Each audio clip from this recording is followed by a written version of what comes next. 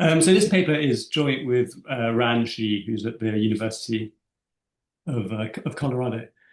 And with a title like this, I'm sort of conscious that I ought to give some justification of why, even though we're a bunch of financial economists, why is it that we care about the stochastic discount factor?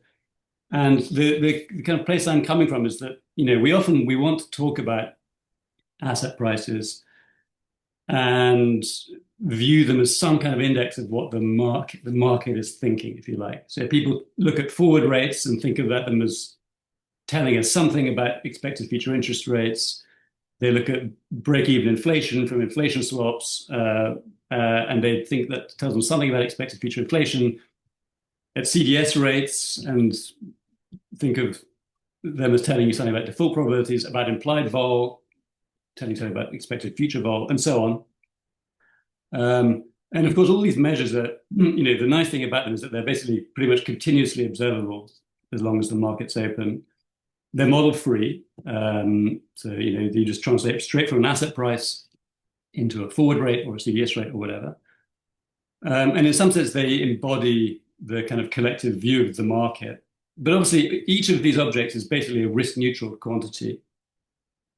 And so therefore it's distorted by risk. And so if you try to use CDS rates as a measure of default probabilities, you have to account for the fact that there's like a gap between the true default probability and the risk neutral default probability.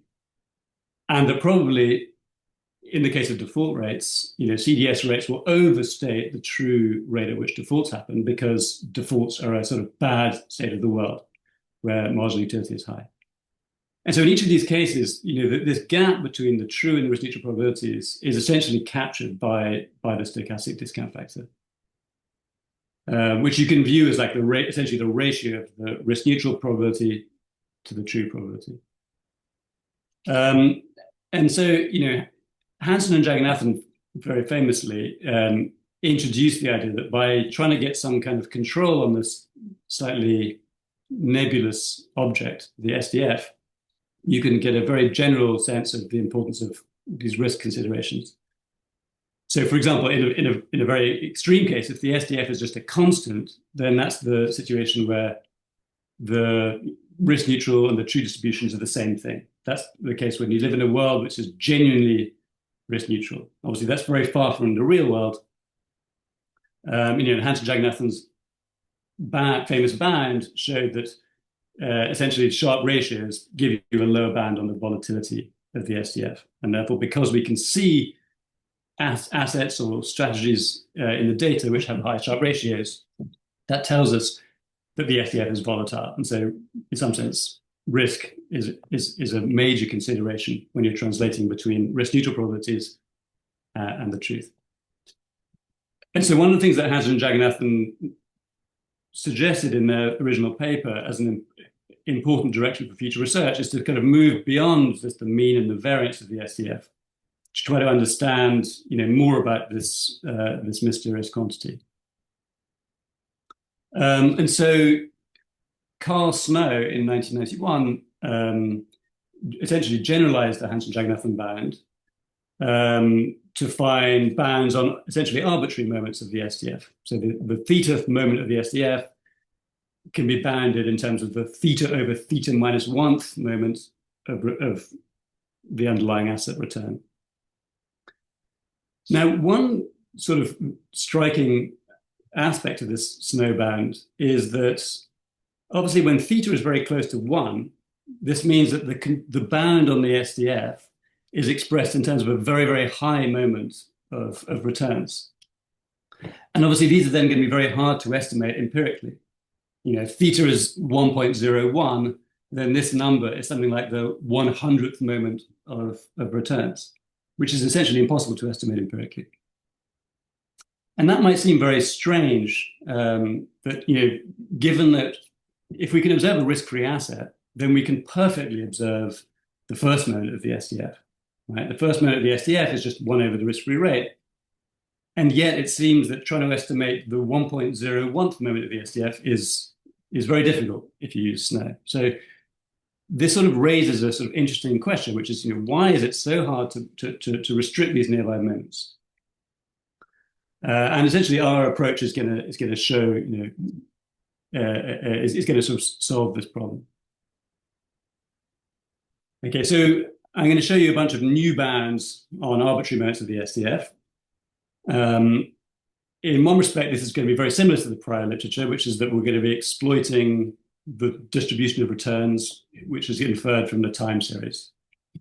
So I will always apply this technology to the S&P 500 index, and so I will be estimating things like the cube of the return on the S&P 500 index from the time series of S&P returns.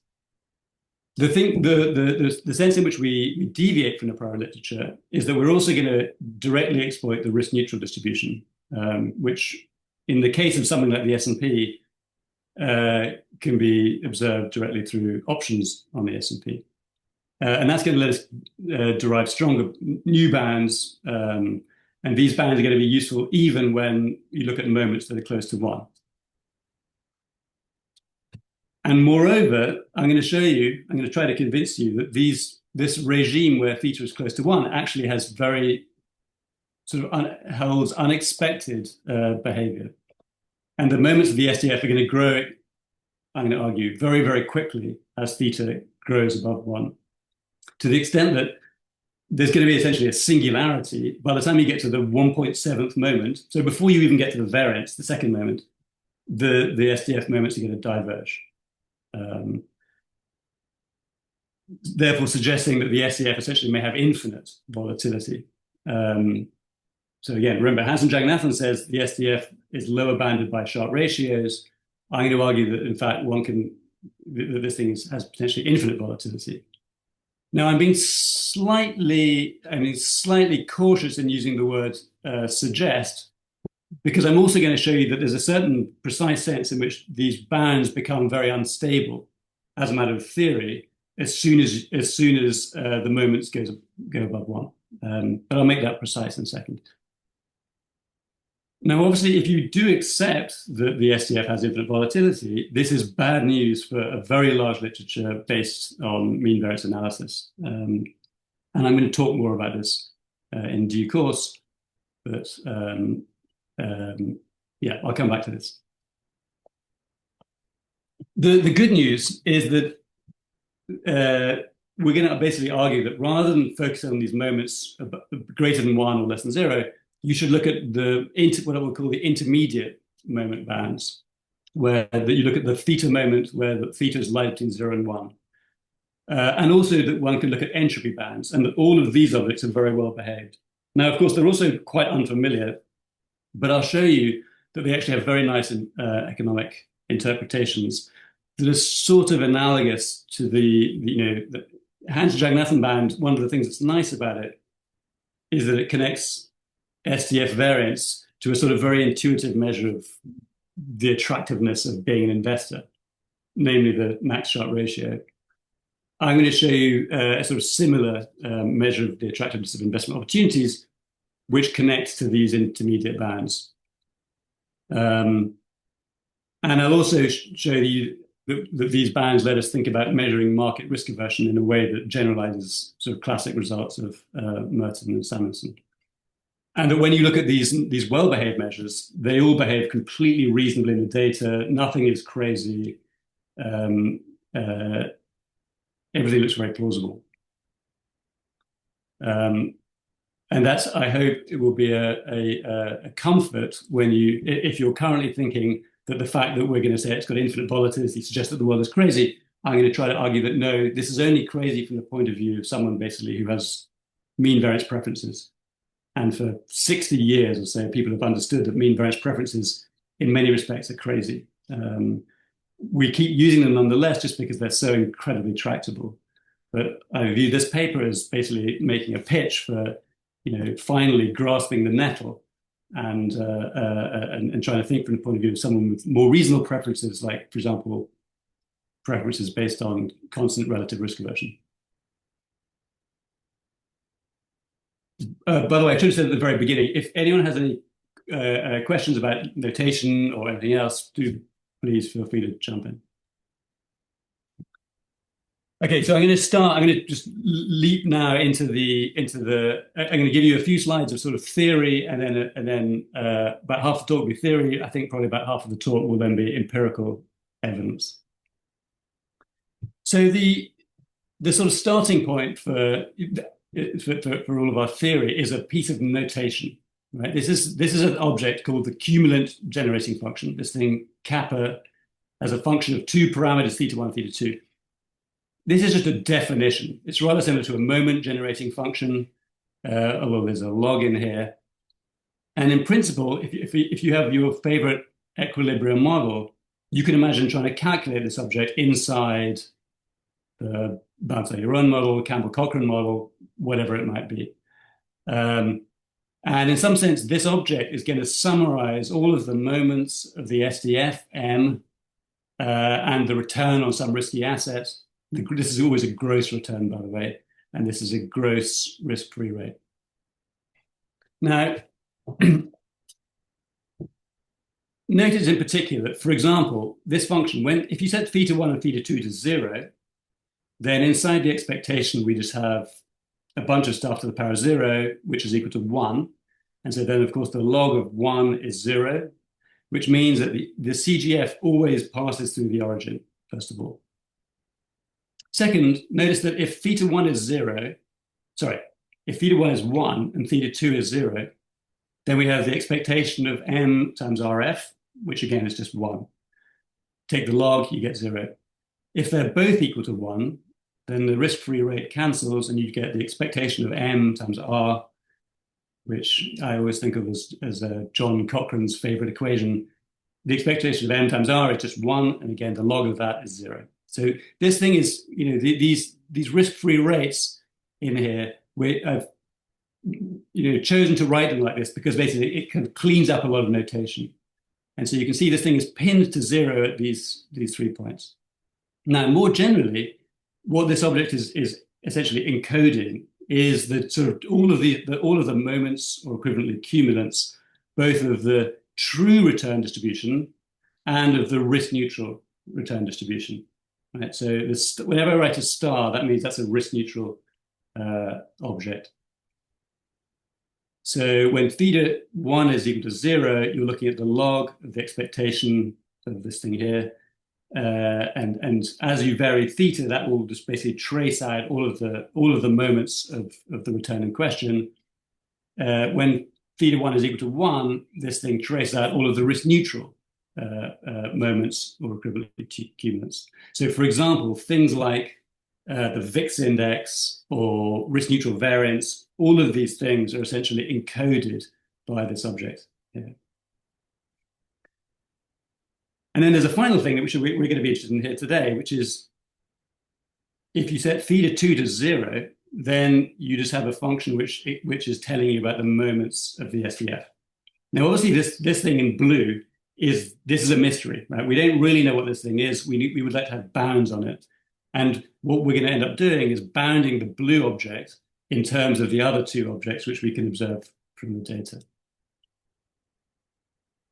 Okay, and so I'm going to tell you how that works in great detail.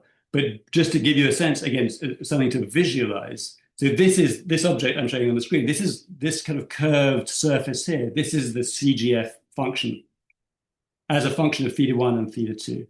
And underneath, I've plotted it sort of as like a contour plot, but really you should imagine this thing as like a curved surface. Yeah, there's a question I see. Yeah. Can you hear me? Sorry, just. Yep, I hear you. Yeah. Yeah. So are you saying you're trying to bound them between the risk neutral and the it's 2:30 in the morning here in Australia. It's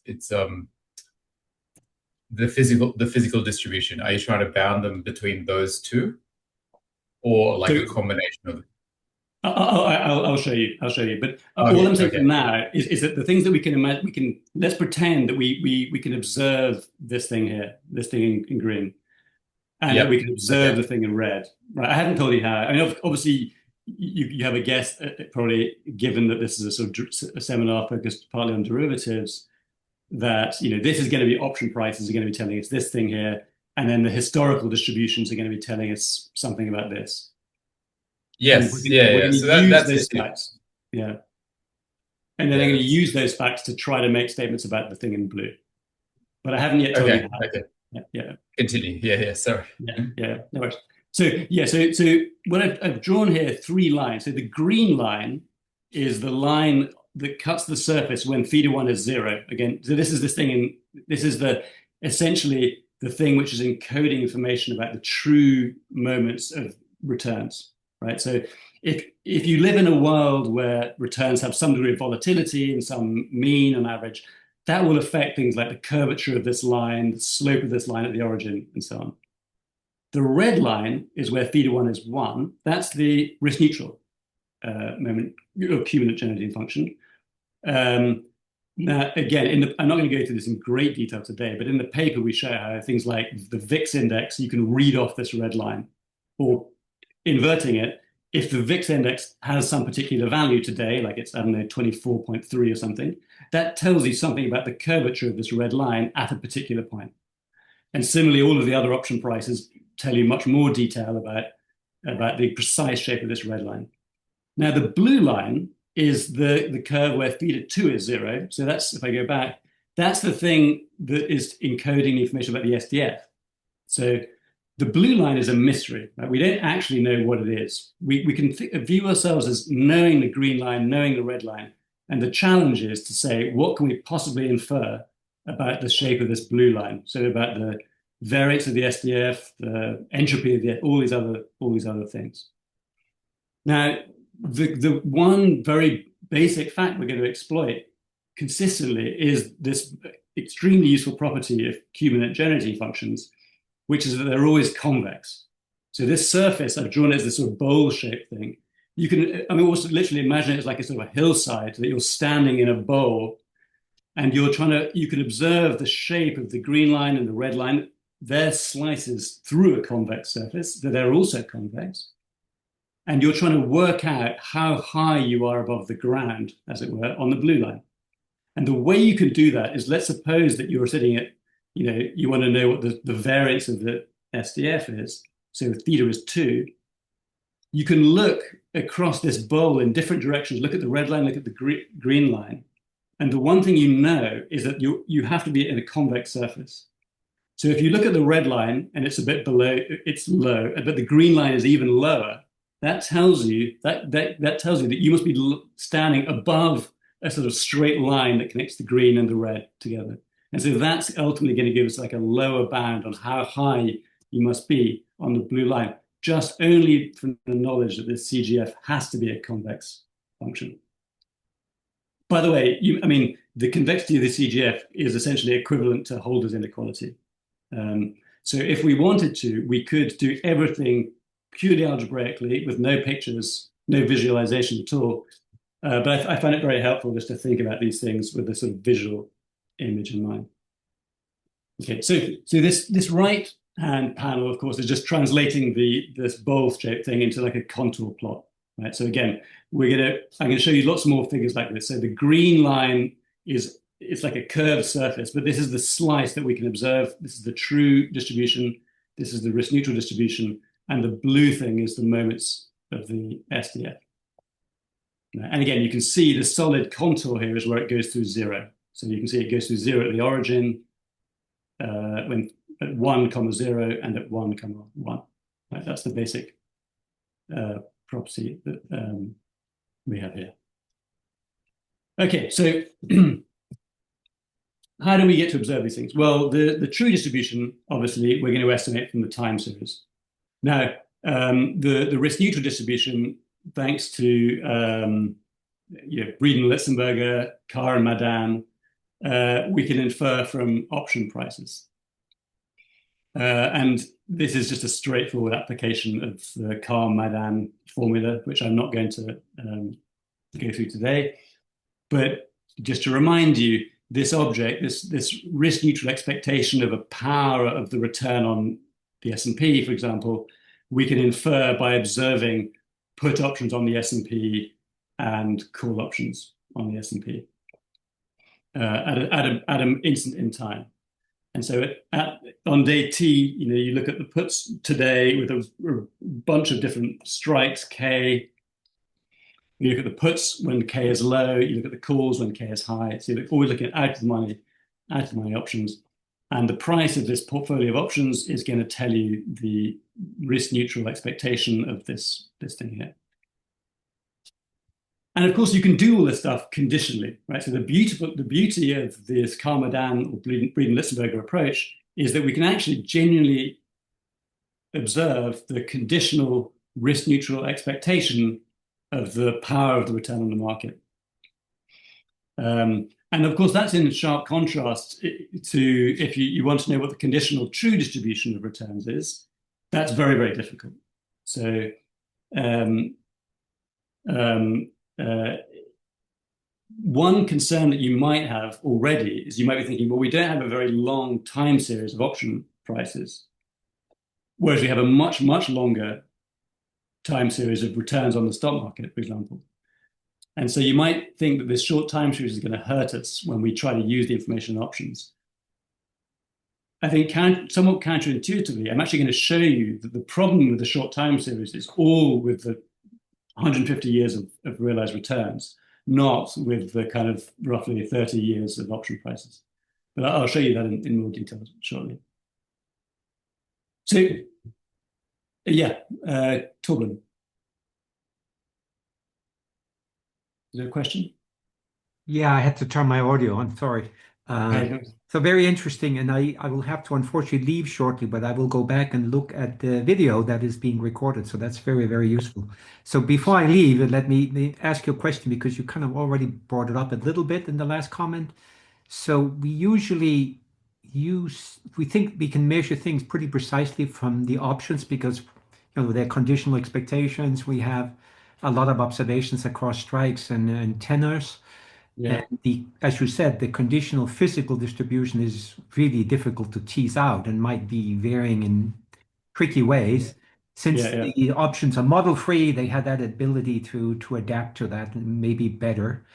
So when you're going to use both the options and the underlying physical distribution, are you going to emphasize the unconditional or the conditional distribution when you're doing that? Yes. And it The, the, the, seems you're kind of doing the opposite of what we usually do, although you're both using P and Q. So it's somewhere in between because it's the SDF translating between the two. But you're doing something a little bit unusual, right? We usually say we can constrain the P distribution using Q, and here you're kind of also using the P. yeah. So the answer is we're going to do empirically everything is unconditional.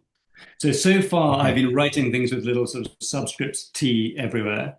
Um, so the bounds we derive, they apply either conditionally or unconditionally. Obviously, when we go to the data, we have to work conditionally for the reason that you give, which is that we don't get the conditional true distribution.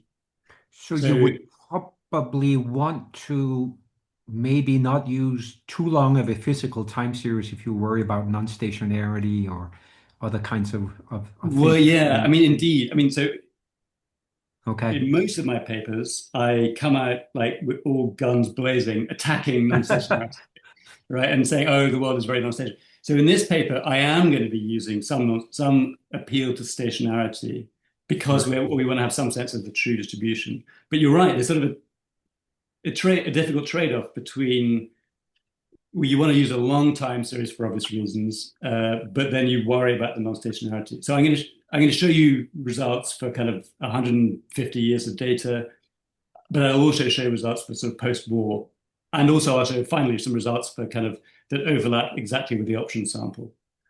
Thank you. Um, That's enough. I don't want to interrupt you more now, and I get a sense of where okay, you're going. Thank you. That's great. yeah, thanks. Thanks. Okay, so I want to just, I think I'm conscious that when I flash up these kind of crazy images and make this definition out of nowhere, it's hard to kind of get comfortable with these things. So I want to just show you some examples of what this mysterious object looks like in models that are sort of familiar to you. So one very, very obviously widely used family of models is a setting where everything in sight is log normal. So almost all well-known equilibrium models take care to remain in this category, where the SCF is conditionally log normal, returns conditionally log normal. By the way, I'm not actually putting any subscripts here, but that's just for the notational cleanness. Now, in this world, it's pretty easy to see that everything's log normal. When you evaluate this expectation and take logs, you end up with something quadratic. Right? So this is what the CGF looks like. So in this example, this bowl-shaped surface is literally like just a quadratic, whose parameters depend on things like the expected return on the underlying asset, the Sharpe ratio, the maximum Taylor Sharpe ratio, the vol of the underlying asset, and so on, in all the sort of usual ways. And you can look at the observable slices, and of course, those observable slices, as you should expect, they encode the mean of the distribution. This is, of course, the true CGF. This encodes the true mean, it encodes the true vol, so on. You can do the same thing for the risk-neutral CGF, and again, this just encodes the vol. Now, one very unusual and non-general property of log normal models is that risk-neutral volatility is basically the same as true volatility, just as it is in the Black-Scholes model, for example. So there's no distinction between P and Q vol. Now, obviously, we know that this is very far from true in reality. But there seems to be, in reality, there seems to be some kind of variance risk premium. Of course, you don't see that in a log normal world. And in fact, in a log normal world, you learn nothing interesting from the risk neutral CGF, right? You can see here, the parameter you learn is just sigma squared, but you can learn that by looking at the underlying returns. So in some sense, a log normal world, although it's very, they're very widely, they're beloved by theorists because they're so tractable and so easy. There's no surprise that kind of a lot of mainstream finance for a long time has neglected sort of option prices because you don't learn anything interesting. If you believe in log normality, there's nothing really interesting to see in option prices. Now, of course, if you add jumps, all of that changes. So, let's imagine that easy case, you add some Poisson jumps arriving at some rate, and when they hit, they affect the SDF by some amount and returns jump by some amount. In this case, you're just going to pick up the quadratic thing in the dots, and then you get extra terms arising because of the jumps, which reflect, for example, the jump arrival rate and the jump size, and so on. And so if you can observe the moments of the true distribution, then you can learn the arrival rate, you can learn, obviously, the jump size of returns, but you don't get to observe the effect of jumps on the SDF. Now, in this case, you do learn something new when you look at the risk-neutral distribution, because now you can also learn J1, right? So the SDF jump size. And so in a world with jumps, options acquire much more interest immediately. But of course, one thing to notice is that in both of these, so now we have a new formula for this SDF surface. You can now see that you're acquiring a term that's exponential in theta 2 here. So if we go back now to this diagram here, it's no longer quadratic. It's like it has exponential growth in this theta 2 direction. But all of the moments are still finite. So in other words, this surface, it still exists for any value of theta 1 and theta 2, although obviously it's growing extraordinarily fast as theta 2 grows. Now, even that changes when you have, for example, a setting with learning. And these are famous examples of Goeke and Weitzman have shown that when you have to kind of learn the parameters of the model, things get very, very hairy. So, just as we have a simple example in the paper, let's say you have to learn about the jump arrival rate, omega, and you have some prior, and let's say the jumps are bad news, then it's easy to solve for the human generating function. And what you find is that the kind of true and risk neutral return moments diverge when you have sufficiently negative moments. And the positive moments of the SCF diverge once you get sufficiently high. Right? So this is a fairly natural setting where we can no longer be confident that all of the moments of the SDF exist at all. Another example is based on a paper that I presented a few years ago in this workshop.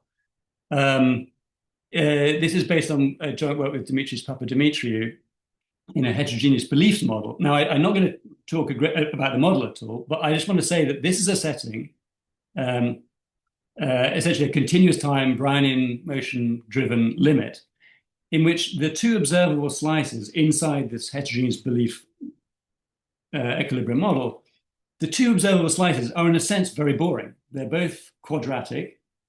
So within this model, within this equilibrium model, the true distribution of returns is log normal, and the risk neutral distribution of returns is log normal. So a very, very benign world. But notice that the sigma squared is different because you have an extra, there's basically a difference, there's a variance risk premium in this setting. And in fact, because of course we have an equilibrium model here, you can solve for all of the moments of the SDF. And what you can see is that when theta gets large enough, this thing diverges. Specifically, when theta is bigger than 1 plus delta, delta being a parameter of the model that controls heterogeneity, all the moments are unbounded above some levels.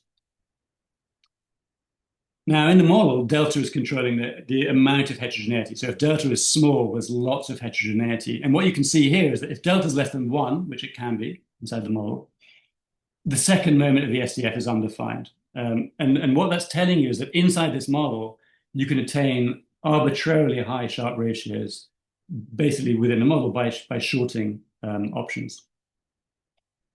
Now, I mean, obviously, when we first solved this model, at first sight, this felt like a great surprise to us, that it felt maybe this is almost was a something that shouldn't happen in equilibrium. But as I perhaps should have said already, this is a setting where the investors inside the model have log utility. So they're not mean variance investors. And even though there are these extremely high Sharpe ratios that can be attained by shorting options, the investors don't want to touch them because they have these horrific high moment properties. So it's quite possible in this equilibrium to have arbitrarily high Sharpe ratios, infinite SDF variance, and yet expected utility is well defined. Everything in the model is well defined. Okay. Now, obviously, this is a very stylized model, and I'm not going to sit here and ask you to believe that this model is a literal depiction of the world, but I hope that this example at least kind of encourages you to sort of question your assumptions about what you really know about the moments of the SDF. Yeah. Now, obviously, in all these models, we have this incredible luxury inside a model of knowing the form of the SDF, the entire CGF surface, etc. As an empiricist, obviously, you don't have that luxury. And so the question now, which is what we're going to take up in this paper, is what can you say about the SDF, given the things that you can actually observe, namely the true distribution and the risk-neutral distribution of returns?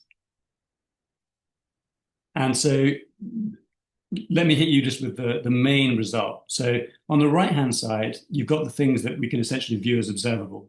The red, this is like the red line, the risk-neutral moments. This is the true moments, so with no asterisk. And on the left-hand side, you've got the thing that we're trying to get a lower bound on, which is the moments of the SDF. And of course, you get a similar inequality when theta is between 0 and 1, but the sign flips on the inequality. Now, when you look at this inequality, one very important special case. So y here is basically a free parameter that we can play with and we can optimize over. But if you choose to set y equal to 1, then this red thing here is just the risk-neutral expectation of R over RF. And this sort of standard property of risk-neutral expectations is that every asset has a risk-neutral expected return which is equal to the risk-free rate. So this object here, when y is 1, the red thing drops out completely. And you're left basically with the snow band. So when y is 1, you just recover the snow band. But more generally, we can allow y to be any number we like in order to optimize this object. Another thing I should say is that I've written the band down with the subscript T indicating the conditional expectation, but they also hold if you drop the subscript, so that the band also holds unconditionally, and it's the unconditional version that we'll implement empirically. Just to connect this more explicitly to CGFs, if I take logs of this thing, then you get the same result expressed in CGF notation, which okay, let me show you a picture actually. So here's here's the key idea of the proof. I mean, the proof in some ways is the main idea is very simple, and it's right in front of you on the slide. So remember that this is the blue line that we're trying to find lower bounds on, right? This is essentially the moments of the SDF. The green and the red line you can think of as observable. Now, imagine Carl Snow trying to find a bound on the theta moment of the SDF.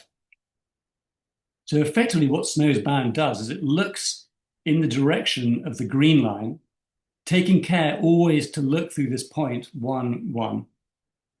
Now, remember the key property of this CGF is that the CGF evaluated at this point is 0. So although this point is on the risk-neutral CGF, and therefore in some sense the red line has information about the risk-neutral moments, this is the only point, or this is one of the 2 points, this point and this point here, where there's no option price information actually being used. And so when you look through in this direction and you exploit convexity, so the fact that these points are on a line means you can use convexity, you essentially get a bound on this thing here only in terms of a risk-neutral moment. Sorry, only in terms of a true moment, specifically the theta over theta minus 1th moment. And so as you then imagine varying theta, you always have to make sure to look through the same point. And so as you slide this point here along the blue line with a sort of pivot here, you can see that as theta gets close to 1, you're going to have to look at extremely large moments of the true distribution. So as theta gets close to 1, the dotted line forces you to look way up the y-axis, essentially. And that was what was going on in the Snow band. Now, our observation is incredibly simple. Simply, you don't need to always look through this point. You can actually use the information on the red line and look in any direction you want. So you can let y be any number you care, and you still have a convexity band. Of course, you have to exploit the information in option prices so that you know the values on the red line. But having done that, you can essentially look around. You break the chains, as it were, and you can look in any direction. And so just to come back to what I said at the very beginning, I said it was a bit of a mystery that although it's so easy to observe the first moment of the SDF, why should it be so hard to observe the 1.01th moment of the SDF? Well, in a sense, when we observe the first moment of the SDF, we're using one tiny fact about the risk-neutral distribution, which is that its mean is equal to the risk-free rate. But of course, we can observe much more than that. We can observe all the moments of the risk-neutral distribution. And so that's really the key innovation of this paper.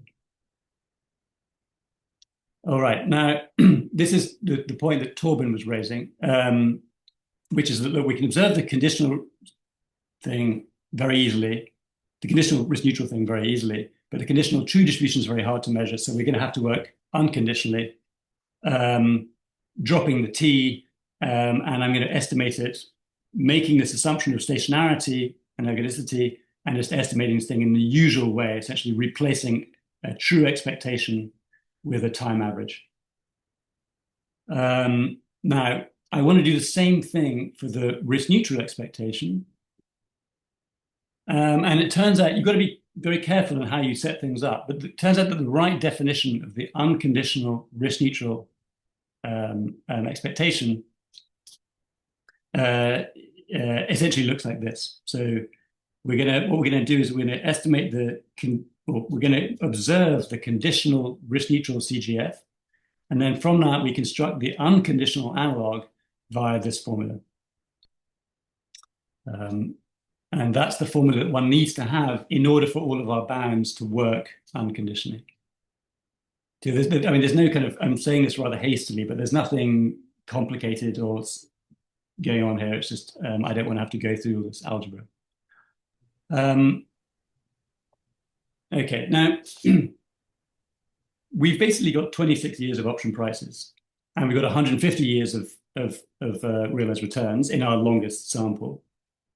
And actually, it's the 150 years that really generates most of the estimation uncertainty, because, of course, we're then observing realized returns, and realized returns just have an extremely large amount of noise in them. And there are, in the paper, we try to kind of bring that to life with some sort of simple illustrations. So, for example, it's easy to work out what the risk neutral probability of let's say, a 10% market decline is. You can look at out of the money puts, and in our data, on average, this number is 6.56%, and the standard error is only 0.2% based on the 26 years. Now, if you try and do the same thing for the true probability of a 10% decline, it's smaller, as you would expect, but actually it has a larger standard error, even though we've got vastly more data, just because of the fact that these realized returns are observed with massive amounts of noise. So that's one point. Another thing that I want to emphasize is that you might think to yourself, if you want to use option prices, why not just look at strategies on option trades and plug those into Hansen Jagannathan or Snow or whatever? And people have done that. The problem is that, of course, option returns are incredibly noisy. So, for example, if we use the 10% number, if you look at the average return on the 10% out of the money put, it's something negative, but it has a massive standard error, right? Partly because we have a short time series of option prices, but also partly just because options are inherently extremely sort of fat-tailed in their returns. So we're always going to be focusing on option prices, not option returns. In some respects, that's a sort of trivial point, but I think it's actually surprisingly important to internalize the distinction between these two things. Okay, how long have we got? I'd better speed up a bit. We have a hard stop in 17 minutes. Hard stop in 17 minutes. That's going to be fine, I think. I've been through the tough stuff. The data is all pretty standard. The one thing I want to emphasize, which I'm not going to go through in detail, but the paper goes through in great detail, is that we try to be extremely careful and conservative in, for example, we don't use mid-market prices at all. We always take into account bid-offer spreads, and we always use them in the way that's most conservative to give the least strong bands possible. Many of our results ultimately are going to be traced to the fact that out of my options at some level are surprisingly expensive. That's obviously a familiar observation at some level. But we're always going to be, when we make that assertion, I'm always saying that the out of the money bid prices are surprisingly high. I'm not using the mid-market prices, I'm always using the bid prices. And the results are very robust to lots of different things. If we did use mid-market prices, our results would become even more spectacular, essentially, so that the explosion in moments would happen even sooner, even more dramatically. Okay, so let me first of all show you what the two slices of the CGF look like in the data. So this is the red curve I showed on the surface.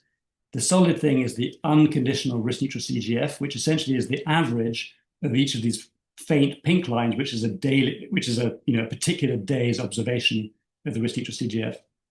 So, for example, this day here with a huge amount of convexity in the risk-neutral CGF, that would have been a day on which implied vol was extremely high, the level of the VIX index was extremely high, etc. These days with much less convexity, these are days when VIX is low, nothing going on, option prices are cheap, essentially. But ultimately, this red line and this green line, these are the slices that everything's going to flow from. And so we're going to be optimizing the kind of gaps between red and green to derive bands on the blue line, which controls the moments of the SDF. And so here is the moment of the SDF. So this is, in a sense, this is one of the main figures of the whole paper. So I'm plotting the lower bound on this blue line. And what you can see is it goes through 0 and 1 as it has to. It's always convex, as it must be. And the thing that's very striking about it, A, it's very asymmetric, but even more spectacularly, this thing is diverging before theta gets to 2. So again, if you live in a log normal world, this blue line would just be a quadratic. It would be a quadratic that goes through 0 and 1 in the origin, and whose convexity would essentially capture something about the maximum attainable Sharpe ratio. But what you can see is that there's an explosion, and by the time that theta gets to like 1.7, it seems as though the moments of the SDF have gone to infinity. This line here, by the way, this thing here is showing you which direction you have to look in to optimize each of the different bands. So what it's saying is, if let's say theta is, I don't know, 1.5, then you want to look at the value of y equal to -2. So in this figure back here, you're looking downwards as in this panel here. So the optimal direction to look empirically, this is drawn is roughly realistic. Okay, now this is the full time series, 150 years of data. If you just look post-war with the sort of stationarity considerations that Torben was raising in mind, it looks even more spectacular in a sense, because of course now you don't have the observations in the Great Depression, which would help to justify why it is that option prices are so high. So without those horrific left tail events that took place in the Great Depression, in some sense, option prices look even higher, even more unreasonable, and so you get this very, very rapid growth in the SDF moments. And so, this is just summarizing. What I'm summarizing here is this is the location of the point at which it's exploding to infinity. So as I showed you already, it's about 1.7 in the long sample, about 1.4 post-war, about 1.44 in the sample that overlaps with the option data. Now, another thing to notice here is that these are bootstrap confidence intervals. You can also, this is bootstrapping both the P distribution and the Q distribution.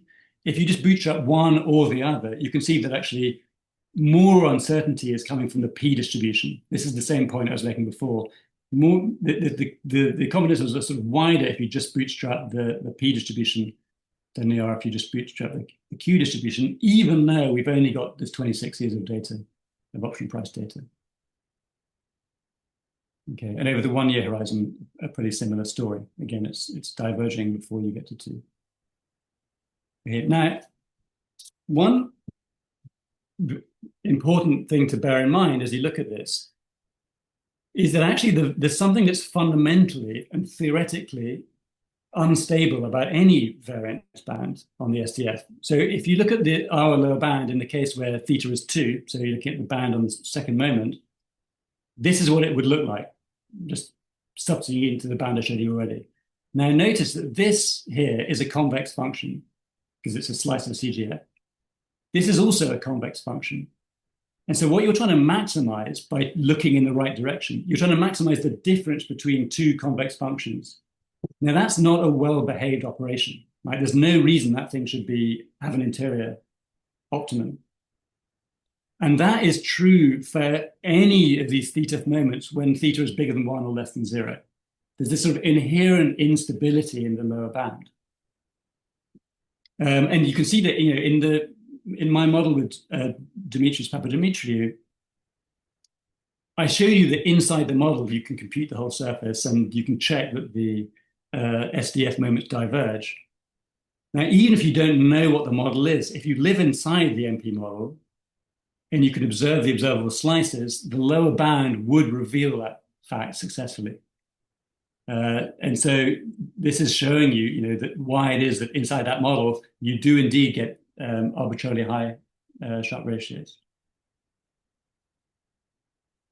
But there's a, sorry, if I go back a second, this is all, this is true even if you have perfect data. So you genuinely know the true population distribution of returns. Now, obviously, we don't in reality. We only have a finite sample. And when you have only a finite sample, there's even a more severe problem which arises. And that is that, in the data, empirically, I'm making a statement there, in the data, there are options traded with positive bid prices that would never have expired in the money in sample, ever, right? If you look on a typical day, you will find options that are like strikes that are 70% below the money that would never have expired in the money. And if you're not careful, that looks naively like an arbitrage opportunity. So this is a version of the problem that one has in general with variance bands, that you worry about spurious, like finding spuriously high Sharpe ratios in sample by hunting for strategies that ex post looked really smart. So this is a sort of the analogous thing. Of course, our approach, we don't need to look in the cross-section of returns. We can look at a single return, which is the S&P. But when you look at when you focus on options with very many different strikes, if you look in extreme directions, you can essentially you can make the lower bound arbitrarily large in sample by sending y to plus or minus infinity. And that's true even if you live in a world where everything is finite in population. So this is a sort of genuine instability in finite sample bound estimation. Now, the correct response, in my view, is you just forget, you give up on variance bands. They're not stable. And we should focus on these intermediate bands, which don't have all these problems. They're genuinely very stable, and they have good sort of theoretical guarantees. Of course, the problem is that in this literature, everyone wants us to talk about variances. So I am going to be, I do want to say something about what happens outside this range. And so the way that we do that is that when theta gets bigger than 1 or less than 0, we don't allow ourselves to go off to infinity. We look for an interior optimum in y. So when I show you these figures here, or here, this yellow range is the range where, in principle, by letting y go to plus or minus infinity, I could drive this thing up to infinity immediately, just because of a finite sample problem. But I'm choosing just to look for an interior maximum. Now, once you get outside the singularity into the red range, there is no interior optimum. It just gets bigger and bigger and bigger. Sharpe ratios just get higher and higher and higher as you look further and further away. So there's absolutely no possible grounds for belief that there's what do you mean by interior? Sorry, what do you mean by interior optimum? I mean, is a stylized effect? Is that like a? They're saying that when you don't forget how the band works. The band works in the case of the second moment. You're trying to maximize this object in y. So if there's an interior optimum, we report it. If not, if it just gets bigger and bigger and bigger as y increases, then it's infinite, basically. Yep. Yeah, no, that makes sense. That makes sense. Thank you. Now, I should give you the 5-minute warning. Yeah, thank you. I think I'll be able to do it. Now, the intermediate moments are a completely different story. Everything is well behaved. To optimize the bounds, what you have to do is to minimize a weighted average of convex functions. Of course, that's a well-behaved procedure. The problem, of course, is that these things are unfamiliar, but they are reliable. But actually, they actually have a very nice economic interpretation. And it is analogous to the Hansen-Jagannathan band, which, of course, connects the variance of the SDF to the Sharpe ratio, which is nice and easily interpretable. These intermediate bands, theta between 0 and 1, have a very similar property. But rather than thinking about the perspective of an investor with quadratic utility, in other words, a mean variance investor, we think from the point of view of someone who's got constant relative risk aversion, which actually I think is a much more reasonable and theoretically sound way of thinking about investment opportunities. And actually, you can perfectly quantify the attractiveness of investment opportunities from the perspective of such an investor. And that directly connects to these intermediate moments without having to think about mean variance stuff. And so just to show you quickly how that works, here's the lower bound that we derived before. And essentially by looking at the slope of these lines between the origin and, let's say your risk aversion is 2, then you want to look between the origin and a half. The slope of that line is revealing essentially the willingness to pay of someone with a risk aversion of 2. The slope of this line is revealing the willingness to pay of someone with risk aversion of 3, and so on. And so you can trace out the willingness to pay to participate in financial markets as a function of risk aversion. And so this thing, as you might expect, people who have low risk aversion find it much more desirable to participate in financial markets. As you become very risk averse, you don't want to trade at all. So the willingness to pay goes to 0 automatically. Okay, and so these moment bands, I've already showed you this picture, but I'm now zooming in on the kind of intermediate range between 0 and 1. This rather uninterpretable moment band can be mapped directly onto this willingness to pay as a function of risk aversion. And to do the same thing post-war, just to give you some numbers, if you were like a log investor, you'd sacrifice on the order of at least 9% of your wealth to trade in risky assets.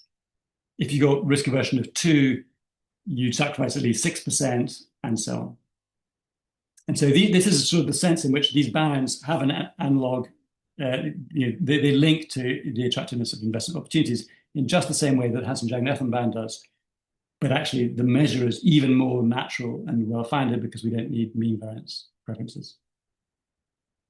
Now, the last thing I want to say is that, in some sense, the bands at the end of the interval are trivial because they have to be constrained to 0, right? That's just a mechanical thing. But the slope has a very nice interpretation, and the slope is basically connects to these entropy measures that have been used in different contexts by Hansen and Sargent, Chen, Hansen, Backus, Chernoff, and Zinn. And again, we also derive bounds on these objects. This band here is sort of generalizing the band of Bansal and Lehman, also used by Alvarez and German. You can see that this band, again, we have a free parameter y. If you set y equal to 1, then you just recover the Bansal-Lehman band. But more generally, this generalizes it. And I'm really low on time. Let me just say one thing, actually, which is I'm not going to focus so much on what the entropy measures, how they can be interpreted. But let me talk a bit about y, because the optimizing value of y in this band has a very nice interpretation. I'm going to skip this because I'm out of time. But yeah, there's the very famous result of Merton and Samuelson, which is that if you want to estimate risk aversion, then you can look at the expected excess return on the market, and you can look at the volatility of the market, and then you find that with plausible numbers for these objects, gamma is about 2. Now that calculation depends on log normality. Our results completely relax that. So without any distribution assumptions at all, when we can solve for the y that achieves the optimum in the 2 entropy bands, and they reveal gamma directly. Right? Now, why is that nice? Well, obviously, the sigma squared that appears in the Merton-Samuelson result, it's not obvious, again, whether it's true variance or risk-neutral variance, because they're the same thing in log normality. Now, we don't live in that world. We live in a world where these things are different. And our framework allows for all of that. And so actually, the estimates that we find across different horizons are extremely stable, and they are actually quite close to 2. So if we literally thought we had power utility, of course, all of these numbers will be exactly the same as each other. I don't think you can reject that they're the same. But, and again, these numbers seem plausible. So just to kind of, summarize all this, I've shown you some results that I hope are provocative and are seriously problematic for mean variance analysis. Basically the whole, mean variance framework collapses if there's no maximum Sharpe ratio that's well defined, if you don't have a finite variance of your stochastic discount factor. And there are a lot of recent papers that do things like regularizing to avoid spuriously high Sharpe ratios associated with in-sample overfitting. But what we're saying is not that there's an in-sample problem, it's that there's actually potentially a feature of the population that you can get extremely high Sharpe ratios. So I think one reaction that I expect empiricists may have is just to say, well, let's just ignore option prices. I think that's very problematic, as Black and Scholes famously said, almost all corporate liabilities can be viewed as combinations of options. A leveraged firm is in some sense an option. So, there's bad news and there's good news. The bad news is problematic for mean variance analysis. The good news is that when you take the much more reasonable perspective of someone with constant relative risk aversion, everything is well behaved, the numbers are very plausible. I also think that if you're going to be using machine learning approaches to do empirical asset pricing, these are very natural target measures. So rather than using things like the SDF variance as your target, you should be looking at these intermediate moments. And they have natural interpretations, they're stable empirically, and well behaved. Sorry for going slightly over time. Great. Thanks very much. At this point, I mean, anyone who wants to ask a question should feel free to unmute yourself and ask away. I have one question, actually. I think it's interesting, the results that the potentially SDF can go to infinity, the band. How about that if we impose limits on average? In other words, I think in practice, you do short sell options, buying, shorting, especially shorting, you have limitation.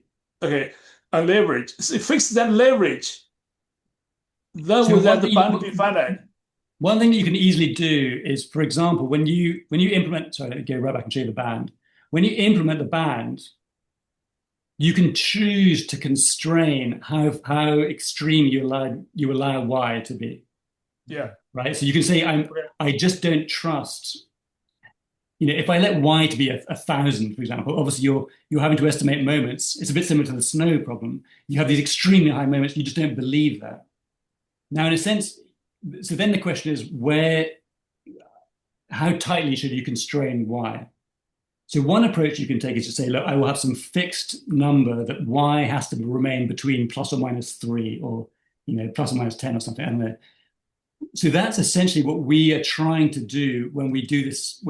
And I'm sorry I said it rather quickly, but when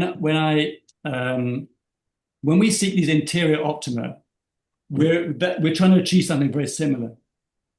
Because of course, if you impose fixed bands, then the results are just going to depend on where the band is. And it'll be so we're trying to find. The nice thing about this is that this actually gives you a stable answer before you get to singularity. That doesn't depend on some arbitrary choice of limit. But that's the sort of spirit of what we're doing here. Of course, you don't need to worry about any of this stuff. In the intermediate range, everything is well behaved. Right. So I guess part of my answer is just that even if there was no problem with this, and even if we perfectly observed everything in population, I still think it would be more sensible to look at the intermediate bands because they correspond to risk-neutral people. Sorry, they correspond to people with constant relative risk aversion. Right? That's which is a far more behavior. I mean, it's a restrictive behavioral assumption, but it's much less crazy than mean variance preferences, right? Which has all. I mean, Marty Feldstein wrote papers in the '60s and others about how crazy mean variance preferences are. But I think people have stuck with them only because they're just so tractable. Which admittedly is a good, tractability is a good reason for things. But it's a really ambitious paper. The question I had is, so where am I? I'll send you a couple of numerical examples because I'm using it for my master's thesis, this paper. The question I had though, what I don't understand is your realized returns were very noisy, but your options returns were well behaved. No. Well, so the realized returns on the market are crazy. Realized returns on options are even more crazy, right? That's the returns are completely crazy on options, but the price, what you need, I need to find the right slide. What you need, the option prices. Is the prices. That's the thing. The prices of options are well behaved. Yeah. I mean, they're relatively well behaved. There's still obviously sometimes they move around, and so you get standard errors on things. But they're far more stable than the returns would be. Yeah. So is there a can you estimate like a bound? Is there like a different, like why is, obviously the question is, why is there such a difference between them? Because you would assume that if the prices are well behaved, then the returns would also be quite, oh, I don't think actually, you would. I don't think you would have seen that. yeah, No, okay, no. I mean, no, no. it's like the price of a lottery ticket could be constant over time, but the return on a lottery ticket is very, very, Yeah, you know, it's skewed. zero or a billion. Um, Yeah, so yeah. yeah, What? the price can be completely stable without having any prediction for the returns being stable. So Ian, if I it's a may. feature that we use the price, not the return. Yeah. Yeah, I wanted to kind of follow up on that question because, so of course, people who saw me present the work I'm doing with Piotr right now, I'm trying to salvage option returns here. So bear with me a second.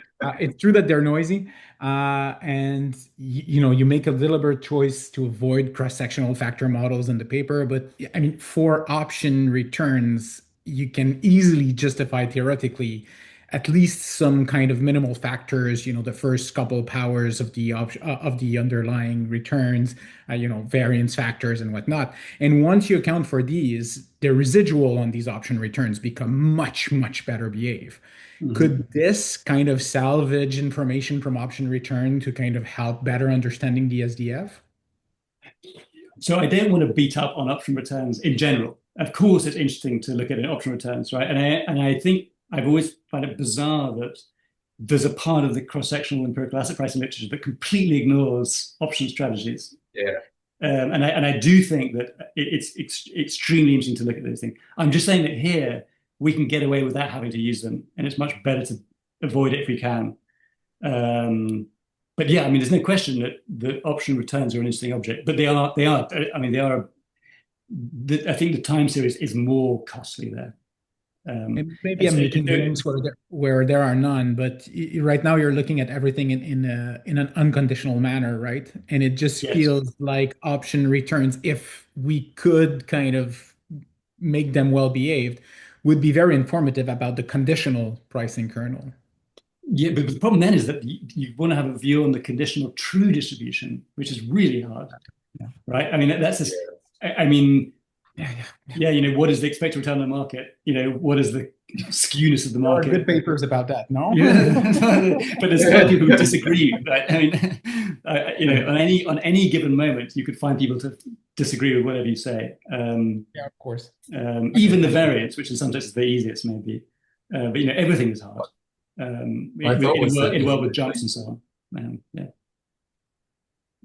my thought is if you could link those two, link your result here to returns, but that might be for another day. I think it's for another day. um, I think that's for another day. Yeah. Thank you, Ian. That was really great. That was excellent. Thank you. Thanks for the questions. Yeah, thank Thank you very much. Yeah, thank you very much for having done this with us. And thank you everyone for being here and asking interesting questions to Ian. I hope you're going to join us again on April 21st, so in 2 weeks, to ask more interesting questions to Stephen Nagel. So see you then, and